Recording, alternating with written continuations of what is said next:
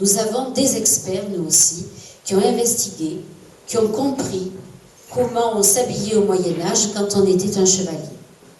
Je vais donc vous laisser en présence de Michel, de Bernard, de Serge et d'une érudite, Janine. Ils vont essayer de vous faire comprendre qu'au Moyen-Âge, on n'allait pas n'importe comment au combat. On y allait, vêtu de pied en cap, armé jusqu'aux dents, et on faisait honneur à son étendard. Je vous laisse en leur présence, à vous de juger.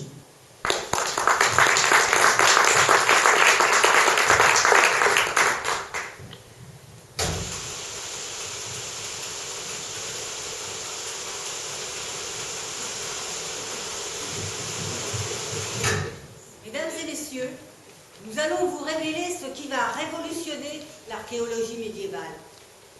En effet, lors de fouilles curieuses, nous avons découvert des pièces de l'équipement du combattant.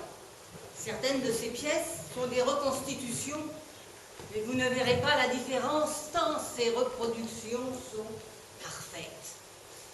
Professeur Tubulaire. Spatzmüller. Herbert von Spatzmüller. C'est ça, c'est ça. La première de ces pièces est une protection de tête. Ainsi, on peut affirmer que déjà à cette époque, les gendarmes étaient équipés de paniers à salade. Gilles Derek, s'il te plaît.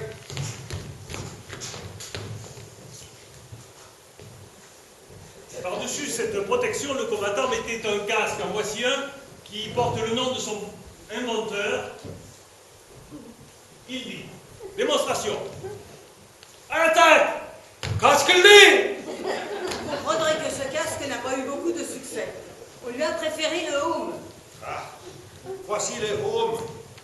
Sweet home. Pour compléter sa protection, le combattant était équipé d'un écu.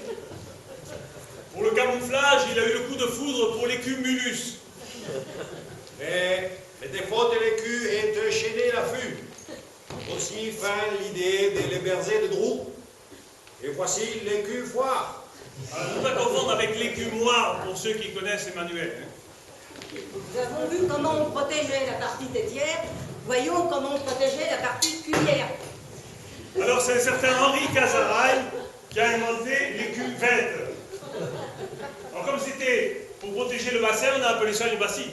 D'où l'expression, au plus haut siège du monde, on n'est jamais assis que sur son écu. Une fois le combattant protégé, il fallut l'armer. Ah, tout le monde connaît l'épée de la Damoclès. Avec ce type d'épée, l'adversaire allait tomber sur un os. Le combattant pouvait être équipé d'une lance. En voici une en bois de hêtre. D'où l'expression, c'est dans les vieilles branches qu'on fait l'ancêtre. Tout le monde connaît la lance Armstrong. Toujours portée par deux pages. Par deux pages.